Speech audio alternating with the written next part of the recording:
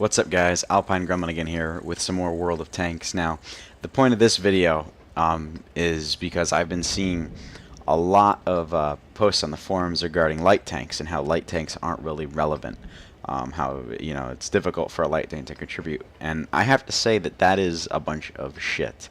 And this gameplay here on Fisherman's Bay is a perfect example of just how you can salvage a desperate game situation while in a light tank, because it's all about timing your moves, being aware of what's going on the map at all times, keeping track of opponents, everything.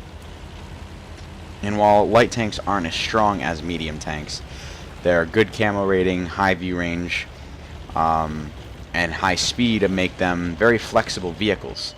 And while they're not as strong enough in a close-up fight as medium tanks or heavies, they are certainly they're certainly not something to be taken, you know, to be ignored.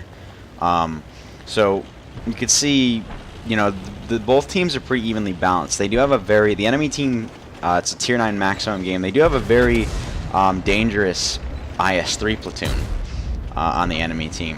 And those guys are going to cause some havoc here on the 9-0 line. But as I always do with fast vehicles, I always like to come to the middle and play the mid. Because if you control the mid on this map, then you're going to have shots on all the other flanks, basically. The middle is basically the map control position. So there are a lot of light and mediums on this flank, and so and this mid here, and so I'm trying to use the autoloader of the 1390 to as effectively as possible, though I haven't really gotten too many good shots in yet. But you can see that platoon of IS-3 is leading an absolute bum rush charge down the city, and it is quickly going to fall.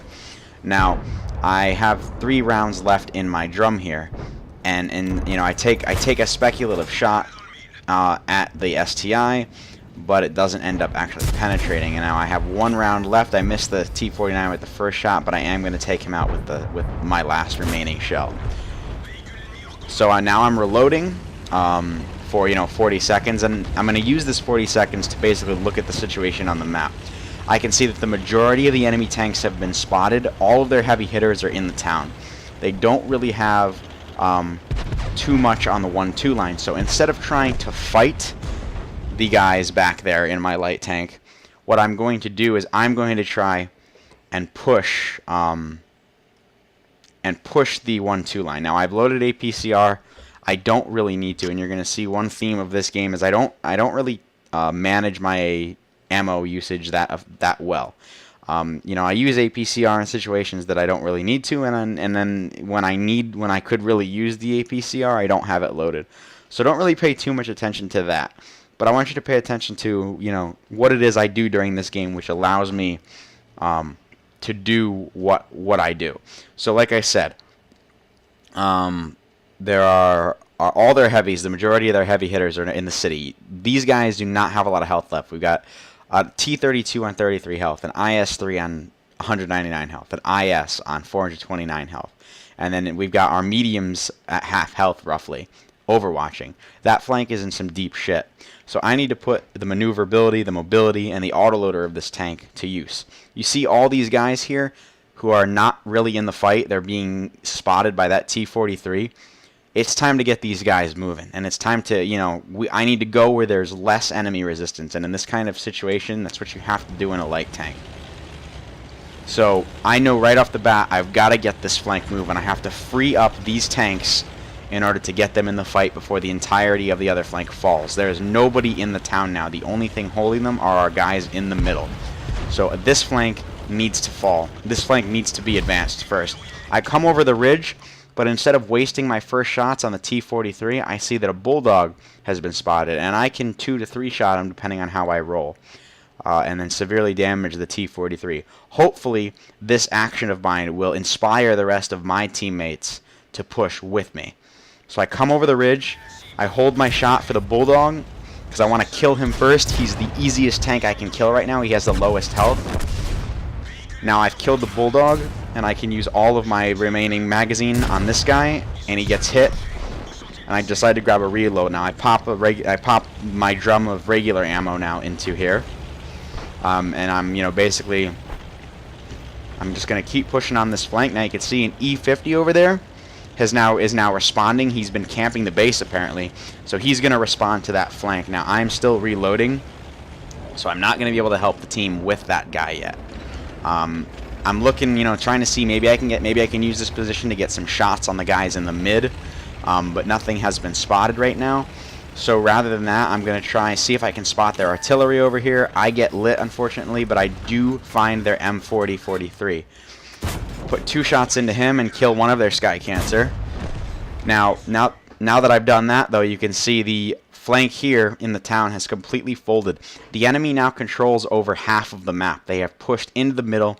Our guys have basically been corralled into, a third of the map. They've got at least 2/3 of the map under their control. The tactical situation is not looking good. So first of all, we need to secure what ground we have, which means killing the C-50. Then we need to work our way to try and take back map control. We don't have any heavy tanks left. Nothing that we have has any kind of armor really to deal with these guys. So we have to use our speed, maneuverability, and rate of fire in order to outplay these heavy tanks. First order of business, though, is that E50. I've got plenty of teammates here, and that E50 is completely alone. So we need to get him out of the fight. He's a very dangerous top-tier medium, and we have a perfect opportunity to kill him. Unfortunately, he kills our KB-13, but I've got perfect side ash shots right now. Set him on fire with the second round, put one more into him to track him, and he is out of the fight. I decide to grab a reload. But now we need to get away from the fight because we are reloading. There's not much we can do to help our team right now.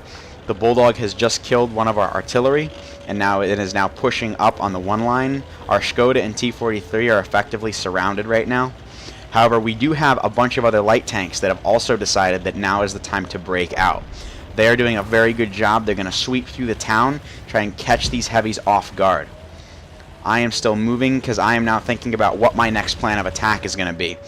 The Skoda T-50 has killed the T-29. These two guys are going to make some good work. The Skoda is now engaging these two lights. And so this is when I make my decision. I see the situation. I'm looking at all of my possible outcomes. Now, the best option for me right now is it's time to engage those IS-3s, those 2 Relic platoon members, because they are very dangerous players. They need to go down. I noticed that they're not on full health. This is my chance. Our light tanks have now swept completely through the town. One of the IS-3s has killed our 12-ton, but it's okay. The Skoda T-50 has killed the Bulldog in J1 and the VK, so good play by him. Now I see that this IS-3 is on low health. Remember, I was going for that IS-3 there, but these guys are not completely next to each other, and this IS-3 is on the lowest health. I'm going to go for him first to get his gun out of the fight. Then I will focus on this IS-3.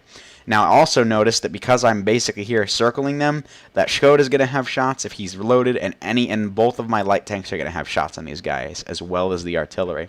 Notice we have brought the scores back. We're now leading by 2 tanks. But remember, these IS-3s have to die because they are very strong players. They could definitely win this. So I get up, catch this IS-3 on the flank. He misses, and I wait to get around his rear armor because I do not have my premium ammo loaded. So now it's time for the second IS-3. He crits me in the engine, but now I'm going to just corral him. Now he's got his rear armor facing all of my light tanks. Artillery splashes him. Now I am clipping, but luckily my WZ that is with me finishes him off.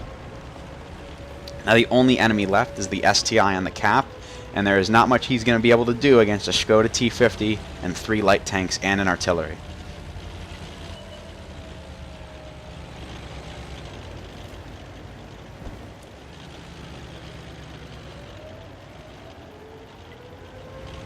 Now I'm still loading, but I want to get this. I'm gonna get this guy's attention because the 1375, if he is loaded, I want to help him, let him come out. The Skoda's putting fire into the guy. I'm loaded now. I'm putting shots into his ass, and this guy is just screwed. Skoda finishes him off.